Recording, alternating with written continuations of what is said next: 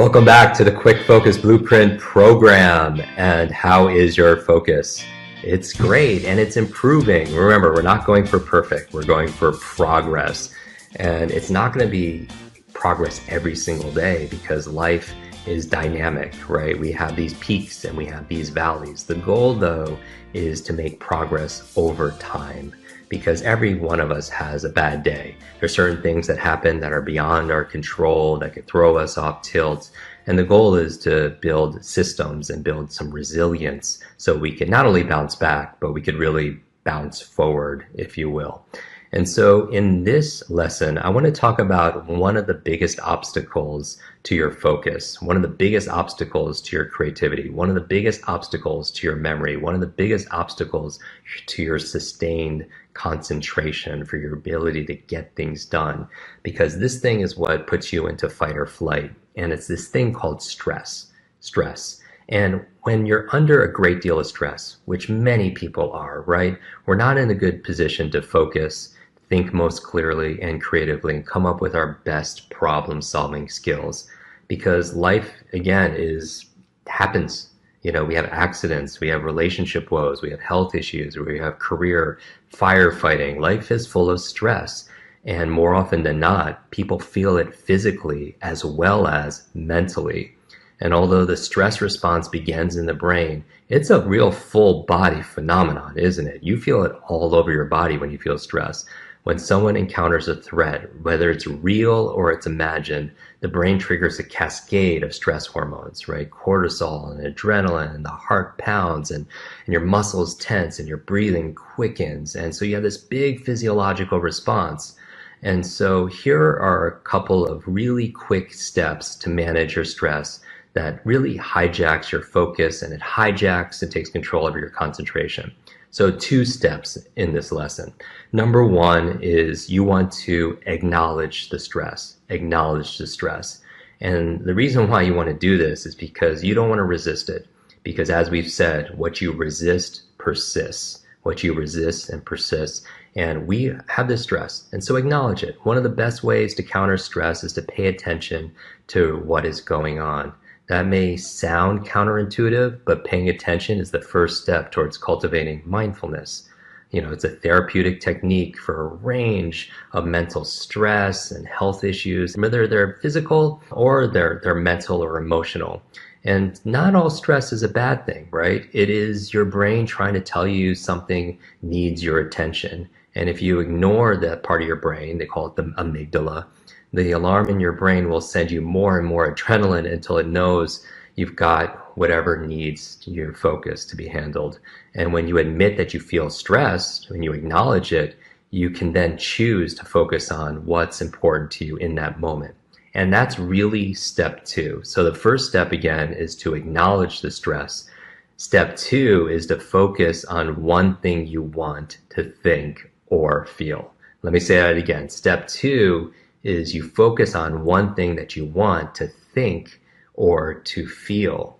You know, when there's not an immediate threat, like we react to a term paper or to a court date or to a meeting with our boss, you know, we react like sometimes it's a saber-toothed tiger. We can ignite our brain's thinking and focus center by choosing, though, what we want to think about, what we want to feel, what we want to imagine. And that turns down our stress response. The twist, of course, is that if you've ever been through a trauma or a difficulty or a chronically stressful situation or some person or an environment, you may not be able to shift instantly from stress to thinking or feeling what you want in that moment, because chronic stress retracts the neurons in our brain that allows us to think clearly. It shuts down parts of our brain. And so over time, these neurons can be rebuilt with rest, with recovery, with self-care, with things like exercise, and the kind of imagining that you need to be able to do, because imagination is more powerful than knowledge. You could manage your superpower of imagination to be able to direct your focus. And this could take a little practice. You know, practice thinking about what you want to focus on. It's like we're playing a game, and you could pretend that you're 8 years old and just imagine you're playing your favorite sport, or you're calling upon feelings from really good moments in your life. You're in a place around people that you love, and there's a calmness, whether it's for minutes or for hours, and you're not feeling stress. And one of those things, by using your imagination, is your mind doesn't know the difference between something you vividly imagine and something that's real. Your mind doesn't know the difference. And so when you feel stress, notice it, admit that it's there, and then choose consciously to switch your focus. And it could be as easy as asking yourself a new question, because when you ask a new question, you get a new answer. If I ask you what you're grateful for instance, and you're stressed, it's really hard to feel gratitude towards something and still feel stressed at the same time, or to feel anger at the same time. And so ask questions that would lead your focus to a place where you could feel a little bit more at peace, a little bit more positive, and also a little bit more productive. And so if you're struggling with something and it throws you off, you could change your body, change your physiology, and it affects your psychology. Or you could go from a top-down approach and start with your psychology and ask yourself a new thinking question. And one of the things could be, it's like, what am I grateful for? What do I appreciate right now? And, what do I get to do instead of what I have to do, right? And so instead of dwelling on a problem that you can't solve, get your mind off of it for a while. You could shift your focus at any time and not let it go on default. Because here's the truth of it. If you can't do something about what's going on, then there's no reason to stress. And if you can do something about it, there's no reason to stress, right?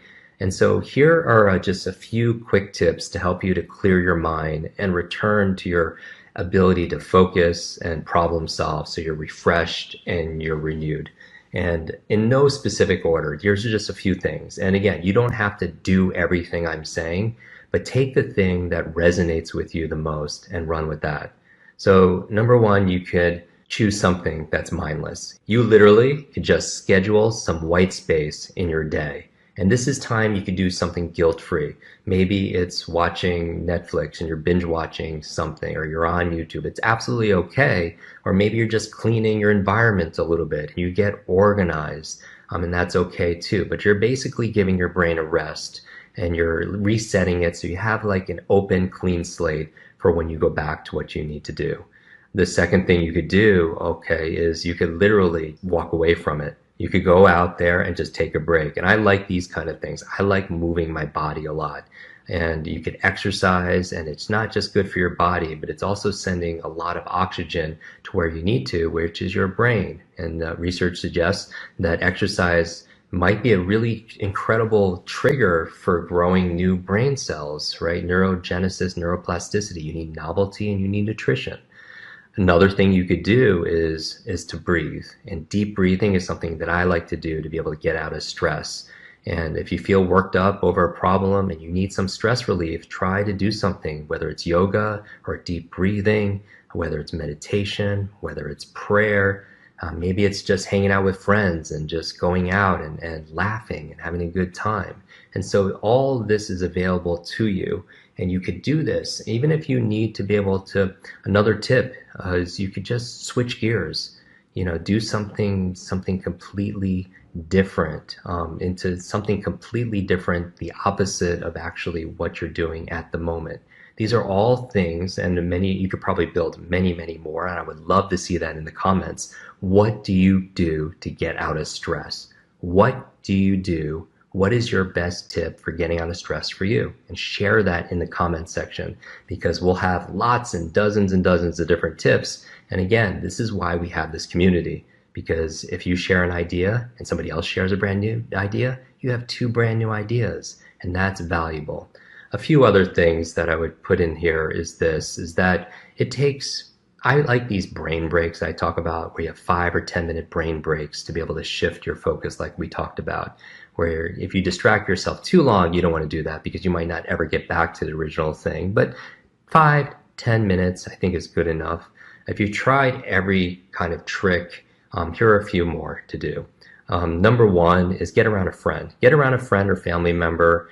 This could be your lifeline, right? You phone a friend because you have something that's really bothering you, you're procrastinating on it, and just use them as an accountability person. Use them as a sounding board to be able to share your issue that you have. Another thing that you could do is you could reframe it. What does that mean? Let's say that you see a piece of art, and it could just be something that's in a garage sale, and maybe it's dusty, and maybe you don't see it as the highest quality, but if you put a nice frame around it, all of a sudden it feels more valuable, right? And you could do this in your mind. You could reframe the problem, and it's a way that you can try to switch from a more positive point of view.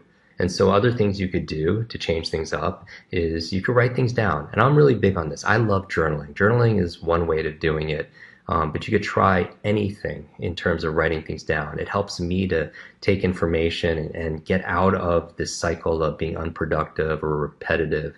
So you could write it down. And then I like it because you could organize that information.